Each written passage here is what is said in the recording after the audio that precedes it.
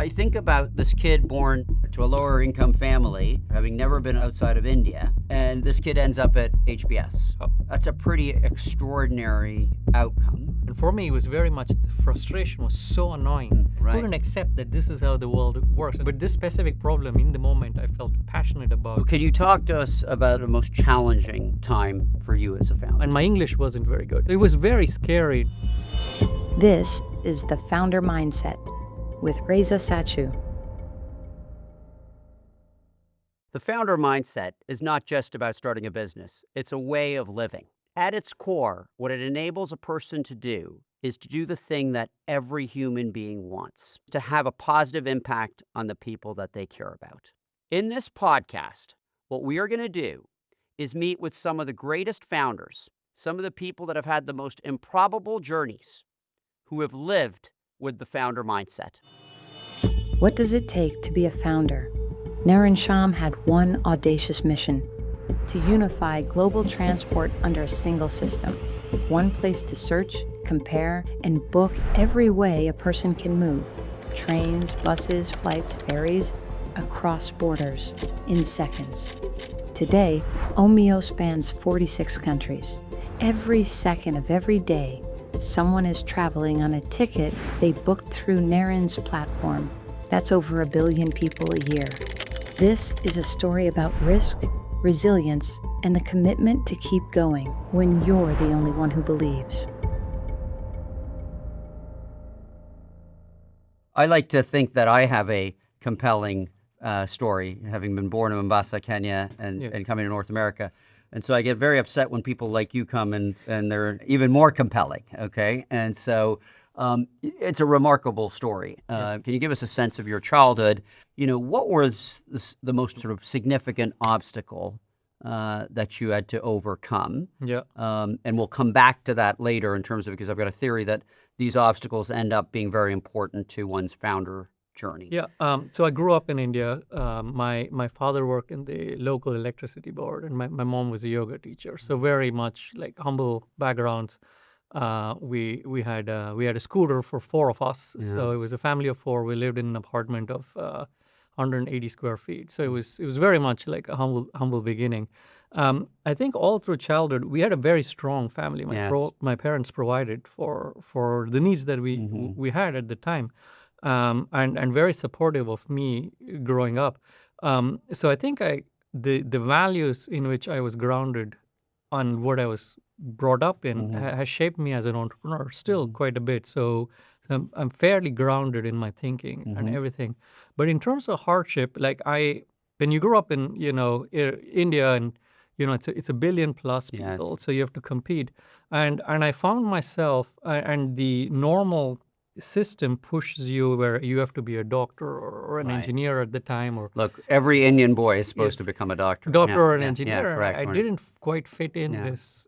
So you rejected those paths. Yeah, I mean, I wanted to do something on my own. I wanted to do something different, or let's say I wanted to do what I wanted to do, basically. Right. And that was hard. So it was very much an uphill battle. So I think that kind of was always an outlier in my memory, and so I was always not going into the system as much and trying. And so was that painful, or did that feel good? It felt painful. Yeah. It was very painful. Everything felt uphill. Everything felt painful. And sort of painful because contextually it was painful. Meaning the environment itself was... forces you to do something that you're you not... rejecting it. Correct.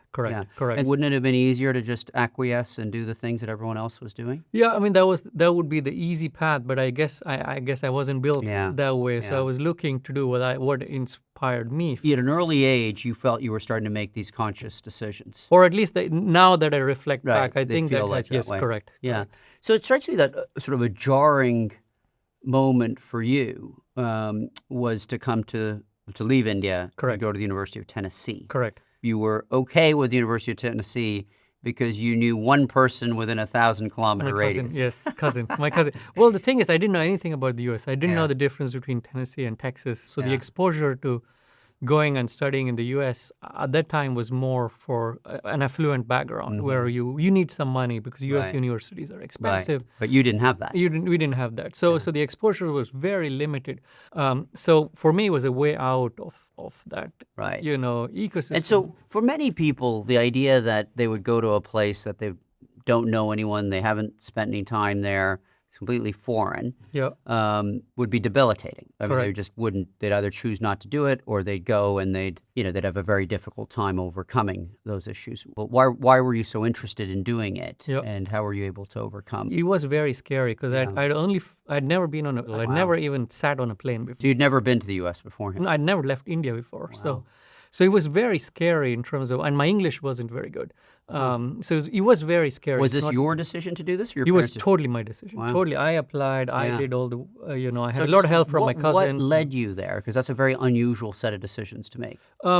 I think the opportunity for something bigger Yeah. is an attraction because Yeah. U.S. is known for Right. the land of opportunity, Yes. and that's clear. So for me, getting out of the ecosystem. It's so interesting because the reason I ask you these questions is because so many of these things will, of course, these traits will, of course, become incredibly important as you embark on your founder Correct, journey, correct. right? This idea that you're willing to go to the other world, the other side, Yes. and explore uncertainty and seek some level of volatility Correct. because you think there's learning there. Correct. It's sort of Correct. planted as seeds in your childhood. Correct. So that was the decision. It was a hard decision. It was Yes. a hard decision to leave. I borrowed $5,000 from my dad for the plane ticket, and then I was in the U.S. But I do remember my first 6 months in the U.S. were awful. Like Yeah. I didn't speak the language. Yeah. Culturally, it's completely different. Right. So what changed? How did you withstand it, and what ultimately? Yeah, What I was think the the moment mo- when you started thinking that this could work? I think well, it was more the when you grow up in I would say the not well off part of India, you don't have much choice. You Yeah, just right. have to soldier through. Yeah. But it strikes me that the discomfort you might have experienced as a child taught you a few things. Yeah. Right? Taught you what you're capable of. Yeah. Taught you the resilience you had, and perhaps those traits were important in some of these journeys. That you went. Correct. I would say my childhood also taught me to be grounded. It taught me Yes. hard work is absolutely necessary. Right. So when I think about this kid born to a lower income family, the mode of transportation is a scooter, having never been outside of India, and this kid ends up at HBS, Oh, right? yep. That's a pretty extraordinary outcome. Yep. And so what do you attribute that That to? too. No, there's no ceiling Yes. in kind of what human achievement can be, Yeah.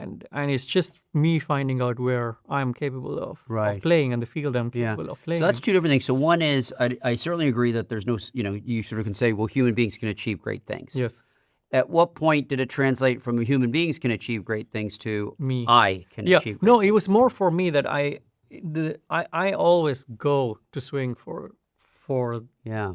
everything. So there was no limit on like, am I capable of getting Yes. in or not? I would swing for it. And Yeah. if I do, then I'd Yeah. follow So I think it's a through. very interesting point, which is that effectively you had the confidence Correct. early on that that you could operate in a world where your confidence was greater than your capabilities, right? Meaning in some senses. Yeah, or like what do you lose? Worst case, they say no, and then Right. you're back at the same job. Yeah. If you never even apply, you never know. Yeah, what you're right, capable of. right, Yeah, right. yeah. So yes, Yeah. So basically the evaluation you were doing was that you were appropriately valuing these downside upside parts, Correct. which ultimately is going to be something that's going to be very important on your Correct. founder journey. And so what's interesting is, Naren, is that you sort of have this incredibly steep trajectory to get to HBS. Yeah. But you don't embark on your founder journey at that point in time. Yep. Perhaps that's for financial reasons, but you go to a consulting firm. Correct. Okay. Correct. So talk to me about that decision, because if I were being provocative, what I would say is that you came to HBS on an incredibly steep trajectory, Yeah. and then you did something that was entirely predictable. Yes. And right. Yeah, and there's something in this ecosystem where you're surrounded by the best of people. Yeah. So you always feel like you are either at the bottom 10% but you're already inside a bubble. So I think probably the mistake for me was not to go not to go with the flow, but to really believe in what I wanted to do, and that gets fully shut down or Yes. softened in this ecosystem where the system overcomes the individual. You have some of the so-called smartest people in the world who Yep. come here, and effectively what you're saying is that It normalizes. Yeah, it normalizes, right? And effectively, they start miscalibrating Correct. risk. Correct. Right? Completely, on a completely huge Yes, scale, yes. that's going to have huge implications if Yes. they don't get out of that Yeah, fast right. enough after. Okay, so let's talk about this incredible moment. So, of course, the moment I'm talking about is the moment when you went to Europe and experienced some level of frustration that I experienced as well. Yeah. But unlike you, I did nothing about it. Yeah. And so, can you just talk a little bit about what that moment was and where this idea sort of started percolating? Yeah. So I had this nice sign-on bonus Yeah. for my job in New York. So I said, okay, I'm going to use that money. I've got 2 months. I'm going to travel Europe. So I did I think 10 or 14 countries in 4 months. Yeah. There was this moment where I was in my hostel room trying to buy a train ticket from Paris to Amsterdam, and I couldn't on the mobile website of SNCF, which is the national rail company there. So I ended up, walked to the train station, Gare du Nord. I had an Amex student credit card because, nobody gave credit cards to students. Right, so I had right. an Amex student credit. That got rejected in the kiosk. So I then walked to the bank, withdrew cash, stood in line for 45 minutes and bought a paper ticket. Yeah. And I said, how can it be? It's 2010. Yeah, it's You can crazy. order an Uber in 2 Yeah. minutes. You can Yeah. order on Amazon same day. Yeah. And I'm still buying a paper Yeah. train ticket. Yeah. So that was the trigger of Yeah. the moment of epiphany. Yeah. And then I started researching, is this a But small let's problem? let's just pause there for a second, okay? Because you would agree that there were many other people Yeah. who experienced that problem. Correct. And there were many other people who said to themselves, the world should not exist this way, right? Meaning Yes, there correct. should be a better solution Correct. than this, okay? So there was no brilliance Correct. from you in terms of recognizing this problem, Correct. right? Others saw it. Others were like, the real question is why did you invest any time in To doing something that. that was in plain sight, Yeah. where you knew others had seen it, Yeah. right? And so I'll speak my truth. I mean, I saw it. I did nothing, Yeah. right? So many people, there's something that happened where you said, you know what, this is worth exploring, Yeah. even though many others have seen this problem. Yeah. I mean, it's the same with most consumer businesses. When you think of Uber, everybody experienced Yes. taxi Yes. until there was a better Yes. way to Yes. book a taxi Yes. or Yeah. a car, right? Yeah. So it's in plain sight most of the time, Yeah. and few people kind of realize, oh wow, this shouldn't be so hard. And generally, it comes from, and for me, it was very much the frustration was so annoying. That I was like, it just simply it doesn't- can't be. yeah, I right. couldn't accept that this is how the world works. And I'm sure there's multiple other problems Yeah. I feel this way. Yeah. But this specific problem in the moment I felt passionate about, at least looking deeper. So I spent a lot of time researching. And the passion came from, why does this problem exist? Or what is the scale of this problem? Yeah, how come no one has solved this? Right. And is the problem only specific to this use case? Yeah. Or is it a large Much enough broader. problem Yeah. to build a company? Yeah. So why do you think so few people have that same mindset? Like, what is different? Because Omio wouldn't exist today had Yeah. you not done what I call a Correct. small C commitment, which Correct. is trusted your judgment, where you said there's something interesting here. Yes. Most people see that interesting thing and just say, you know what, someone else with more resources Yeah, will I take think care of it. most people are not seeking an entry door into entrepreneurship. Yeah, right. So when they see a problem, Yeah. most people just write it off as this is just the way the world So works. you sort of view the world in two halves, right? One is sort of there's the ordinary world, and then there's this sort of extraordinary Correct. world, Problems you should solve or entrepreneurs Yes. should be solving. And so you really wanted a window into that world. Well, not consciously, but Yeah. probably subconsciously. Because Yes. if you go back to I was looking for a way to the U.S. I Yes. was looking to come. So I was Yes. looking for Yeah. subconsciously. My brain probably Yes, is was looking thinking for this, for yeah. the next big Yeah. opportunity. Yeah.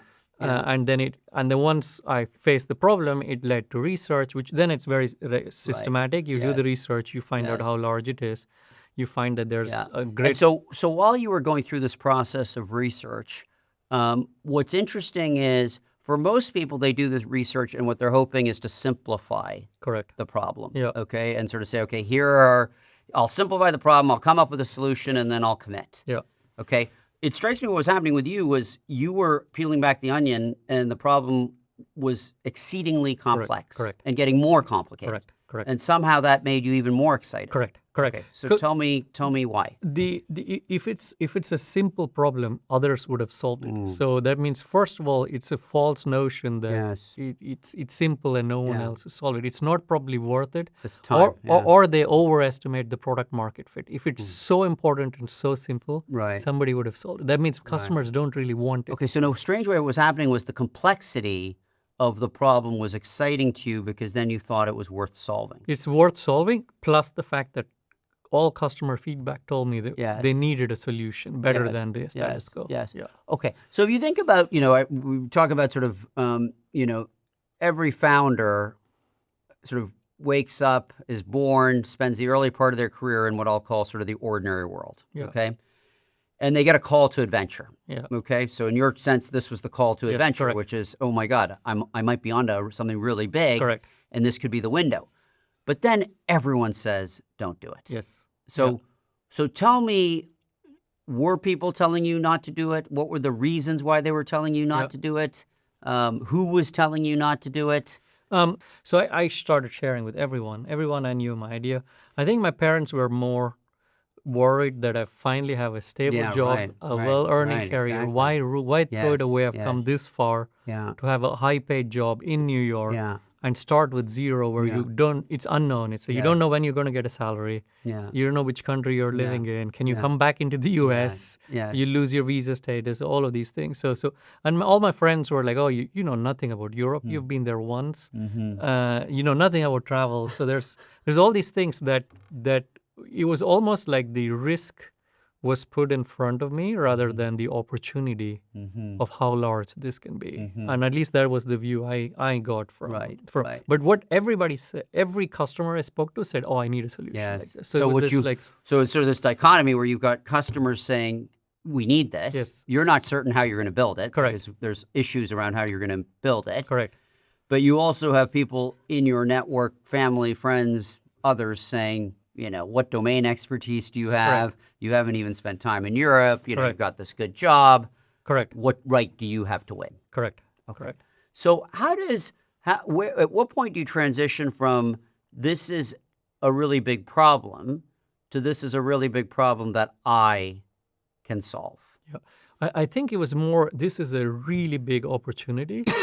And if I don't solve it, then I don't know who else will. Like I waited for So 2 you years felt to that you were compelled. compelled to go in and say, like, no one solved it. If I don't solve it, no one will go after it. So I'm gonna go and quit my job and move and solve it. Yeah. So it was the size of the opportunity. Yeah. So the size of the opportunity was so compelling Yeah. that you quit your job. Yeah. You moved to Germany. Yeah. You didn't know anyone in Germany. Yeah. And you spoke no German. Correct. Yes. Yes. Are these things true? Yes. I didn't know anyone, and I didn't speak a word of German. So for many watching this, they would see that as you jumping off a cliff into shark-infested waters, and that any success that you've had is pure luck that a shark didn't eat you. Correct. Okay. Correct. So is that true? Yeah. Actually, it's exactly the opposite of that, which is, for me, what I reflected on was, global transport systems outside of the airline industry are not in a single product. Like you can't buy trains, buses, airport transfers, ferries all over the world, whether it's trains in Japan or buses in Brazil or ferries in Greece. You can't buy all of this. So consumers find their way to these products through offline kiosks, some unknown websites, etc. But there's no global product that gives you transport. So it was clear for me that there's an opportunity to build this. The customer demand was very clear. They needed a product that they could trust. They could go anywhere in the world. And travel inherently is global. It's not very, very much just a local problem. It's like a global problem. That's also why if you see the biggest brands in travel, they're all global. Booking.com, Uber, the ride-hailing space. They're all global businesses because travel inherently carries this. Airbnb carries these huge network effects, Expedia, etc. So the size of the opportunity was very, very big. So what I needed to solve for is what is the supply and demand, and can I understand both enough? So I started going after the demand with interns, research, and very quickly I got conviction. So that you could see very quickly. I could see, and it was 100%. It wasn't even like 10 different Yes, views. yes. 100%. People said they needed it. People Yeah. said they need. Yeah. Then the problem was supply. Yeah. And that I So tried. supply means the Rail rails. and bus operators, many of them state-owned. And I tried to make a few phone calls from New York, which went nowhere. So that means if I am to commit to solving this problem, I need to be on the ground. Yeah. I need to show that I'm building it. I need to meet them in person. Right. So to unlock supply, I had to.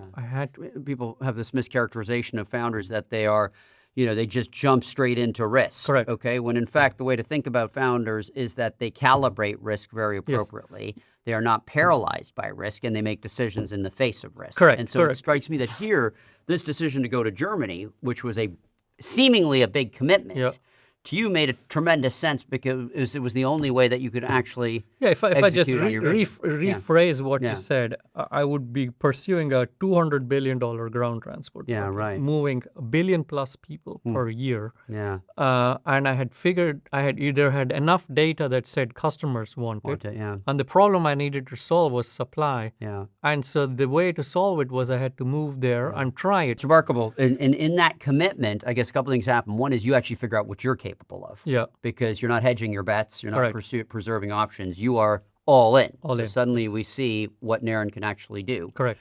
But the second thing is sort of, you have the opportunity to experience magic, which is someone precisely because you are committed says, I'll give this kid a shot. Correct. Okay, so precisely because, you don't speak German, you've moved to Germany and you want to build this, someone at Deutsche Rail may say, okay, I'll meet with this person precisely because he's done something that seems so unusual. If you keep your option value open and you're half committed, people smell it in a second, and then they don't want to come through. They want to follow people that are like Yes, correct. And in many ways, I have this phrase which says that ultimately, investors want to be led, meaning they are seeking opportunities to make money by finding right tail founders. Yes. Okay, and their nirvana is to obviously invest in a founder that goes out and fights a battle in the extraordinary world and builds a beautiful business that they can be involved with.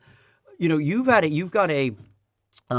sort of make these decisions to go build this business. You have to find the supply, and of course, it's a very capital intensive business. So you also need to raise hundreds of millions of dollars of money. Correct. Because there's also a real first mover advantage here. Correct. So can you just walk me through sort of the complexity, the amount of capital you need to raise, how you were thinking about all these things? Yeah. So it is capital intensive because we would not, it's not just two people in a garage story that you have in Silicon Valley. When you sell rail data, in Germany alone has 10,000 trains a day. Yeah. And today on Omio, people search 10 million unique corridors. Yeah. And you need to be, you can't be, and how many users do you have? 1 billion plus users a year. And you can't just show a train 1 minute late, or it has to be exact. So the first system we had to build needed $27 million of capital just to even piece together the engineering muscle to build the transport network. Yeah. So over time, I think we've raised over $400 million roughly. Remarkable. So it's a lot of capital. But what and from some of the best investors. Some of the lucky to have some of the best investors in the world. Kleiner Perkins, NEA, Silver Lake, Temasek.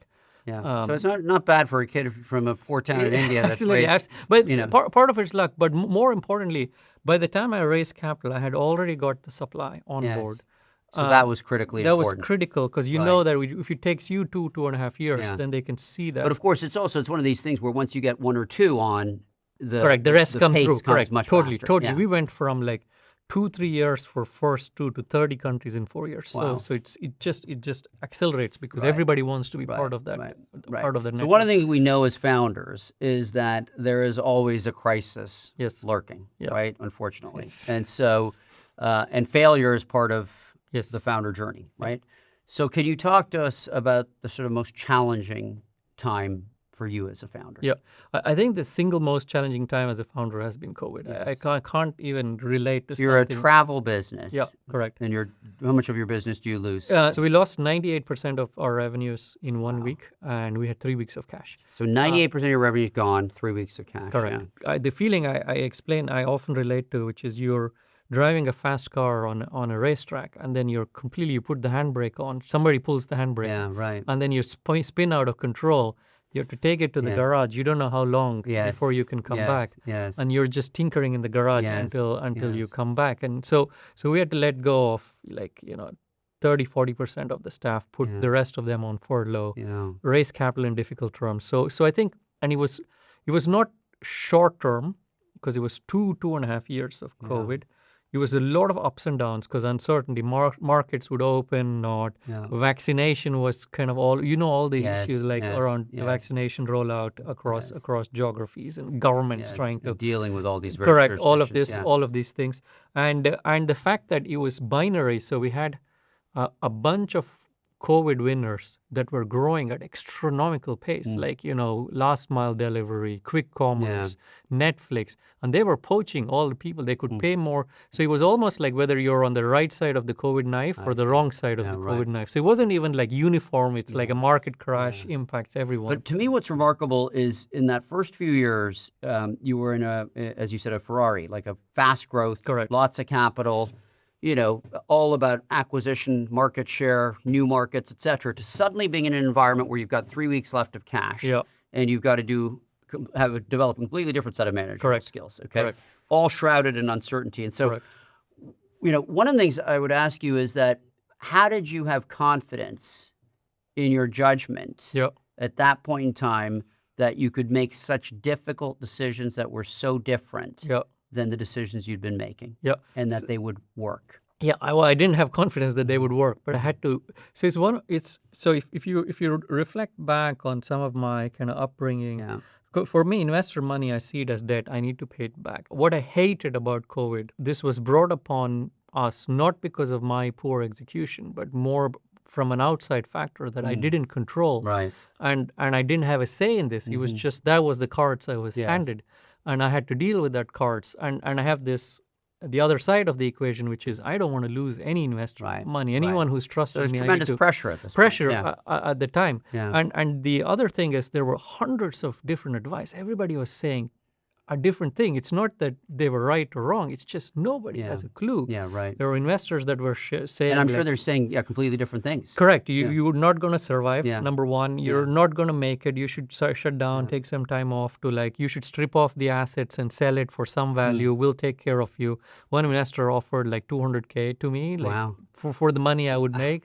A few $100K or something, the way he described it. Yeah. So the advice was also not consistent. It was like all over the place. Yeah. So the hard thing was synthesizing all this. Yeah, what and do you listen what to, do you what listen don't to, you? what you Yeah. what you don't Yeah. listen to. Yeah. So I very much kind of went towards operators that have gone through hardships. So luckily I have a gentleman named Stefan Kurgan who built King.com. He was CEO of King.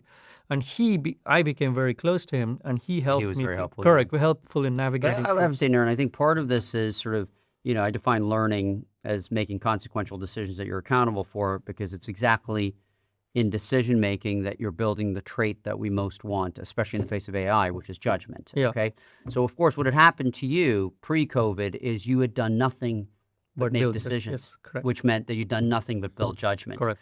So even when COVID hit, despite a completely different set of facts and Yes. context, you had trust in your judgment. Correct. Okay, not certainty, Correct. but trust. Correct. And so you were able to make these decisions very quickly. Correct. Okay. Correct.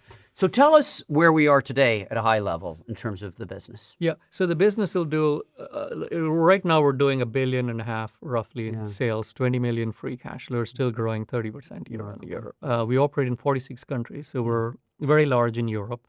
We have 3 business units: consumer, B2B, where we distribute to third parties like Google, Uber, others, and then we have a Rome Korea, which is a discovery brand. Right. So we have 3 business units, and we just launched Southeast Asia, and we're expanding to Brazil and a few other geographies. But right now we're in 46 countries, and my goal is to be in 100 countries in the next 24 months. Okay, so if I said, what does Omio look like 2, 3, 4, 5 years? Yeah. Give me a sense of what your hopes are for this Yeah. business. So in 3 years, it's much clearer. Yeah. Kind of, in terms of we will be a global platform. Yes. We will become more synonymous to. If you want to find transport, we're going to be in so many more yeah. countries. Yeah. And I hope 100 countries.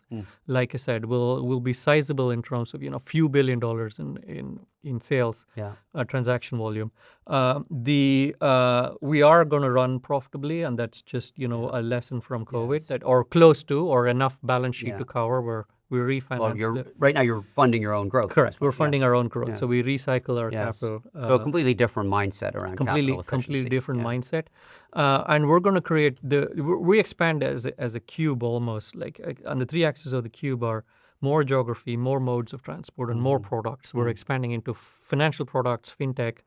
I'm hoping in the next 3 years we are the largest category defining company for transportation. I think part of the reason people go down the founder journey is this whole concept of leaving the ordinary world, going to the extraordinary world, fighting dragons, going through crises, but ultimately getting the benefit of learning and resources. Yeah. Okay, and ultimately it gives you the opportunity to come back into the ordinary world and make it a better place. Yeah. Okay, tell me about the impact that you're hoping to have with this journey. So today, a human being travels in one of our countries, 46 countries, every second of every day. Wow. There's a human being traveling on Omio somewhere in the world. Yeah. So that means we're making, all of those millions of people experience the world better. Yes. And this is the primary goal, which is we're just simplifying. They're it. getting to experience it either cheaper or faster than they would or otherwise.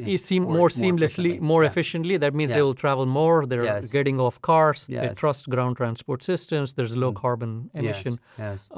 But the second order effects for me from travel is, the world is only getting more global. Yes. Over time, if you look, consumers, once they get the travel bug, nobody's going to stop traveling. Right. They're going to explore more regions, more countries, etc. So a global world for me is a better world because you're more open. It's like, it's like living in a city. You complain about all the things that don't work, but when the same things don't work in another city you're traveling to, then you're more open to that. Right. So it just opens up the mind towards like more positivity around the world. So I think the world is going to be a better place because people travel. Culturally, it's better. You learn different cultures, experiences. You're richer as a human being. The second order effects we do is because we focus on ground transportation and bringing awareness of how easy it is. Right now, we don't publish this number, but on an annual basis, we save somewhere around 800,000 to 1 million tons of carbon monoxide because we switch people from flights to trains on the same corridor. So we measure corridors where flight competes with train and how switching costs occur. So consumers are evolving from, I need to take a flight, I go to this website. I need to take a train, I go to this website. To I just want to go to that place and let a product solve for that. We are bringing an entire ecosystem of transport providers. Some of them are government funded and large, but many of them are not. They're small, medium entrepreneurs that don't have access to distribution, access to customers outside of their home market.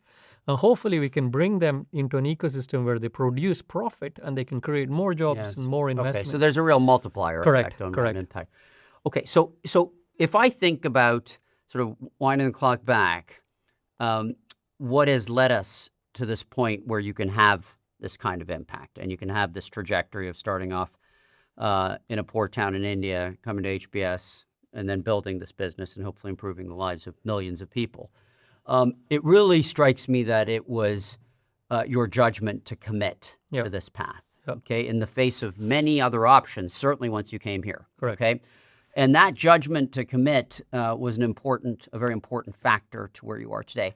And part of it must be that you believe that commitment is a superpower and not a sacrifice, okay? And this is really the point around every option has value. But the problem if you lead your life only collecting options is you'll never figure out what commitment can provide. Correct. Right? You'll never figure out what you're capable of, what people will do if they see you're committed, et cetera. Okay, so to me, you're a great example of the superpower of commitment.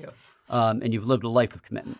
So if I were to say to you, Naren, prospectively, can you give me a commitment that you'd be willing to make today that you think is important to you, either professionally or personally? I think if I think through the biggest transformation right now that's happening is in the AI space and its impact on everything in the world, but especially on its impact on commerce. I'm totally stuck in this innovator's Do I just stay with what I have? yeah, or do I? or innovator's dilemma, Yeah. where most of the capital and time, my mind share, is going into the running business because there's more problems Yes.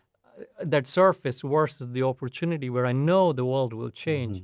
So I think the one thing I should and I will commit is really to really move us faster into the world of the future Yeah. and not be stuck with the innovator's dilemma that baffles companies. Yeah. The commitment involves risk, like any commitment does, Correct. because you've got an existing Correct. business A large that needs your existing- time. correct. And so effectively the commitment is you are calibrating risk here, Yeah. and you're saying that it is better for you to spend time on this new opportunity that AI is providing. Yeah.